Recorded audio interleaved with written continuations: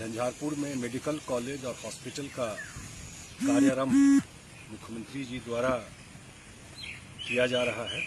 मेरे ख्याल से उस बेल्ट में हम लोगों ने कभी नहीं देखा कि कोई बड़ा इंस्टीट्यूशन आया हो कभी, और थोड़ा हम लोगों का भी प्रयास रहा उनके पास बात रखने में कि झंझारपुर में एक मेडिकल कॉलेज खुलना चाहिए, वहाँ पर ज़मीन कैसे मिले उसका प्रयास किया कि ज़मीन मिल जाए, ज़मीन मिल गया।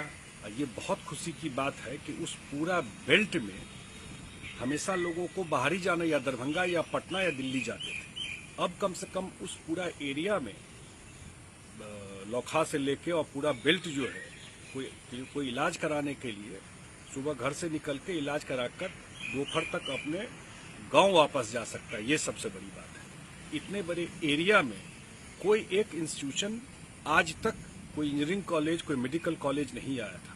तो ये एक बहुत बड़ा और ख़ास करके मेडिकल के क्षेत्र में इलाज को लेकर के एक बहुत बड़ा क्रांतिकारी काम होगा। और जब ये बात चल रही थी कि वहाँ पर मेडिकल कॉलेज आने वाला है, तो मैंने मुख्यमंत्री जी से बात की थी और उनको भी लगा कि नहीं, वो एक बहुत ही महत्वपूर्ण जगह होगा। और उस समय जब तय हुआ कि यहाँ बनेगा, सारी प्रक्रिया पूरी हो गई, अब इस पे काम शुरू हो गया। अभी कितनी खुशी की बात है, वहाँ जो बच्चे हैं वहाँ से पढ़ करके MBBS का डिग्री लेकर के झंझारपुर मेडिकल कॉलेज से निकल करके जाएंगे और वहाँ पूरा ट्रीटमेंट और इलाज का व्यवस्था होगा। तो मेरे ख्याल से जो मधुबनी जिला का ये पार्ट है, झंझारपुर से लेके बाबूबरही, फुलपरास, लौखा, मधेपुर, ये जो पूरा इलाका है, इस पूरा इलाके में मेडिकल क्षेत्र में इलाज को लेकर के, और ये सिर्फ मेडिकल का नहीं होता, पूरा इकोनॉमी को भी बदलता है।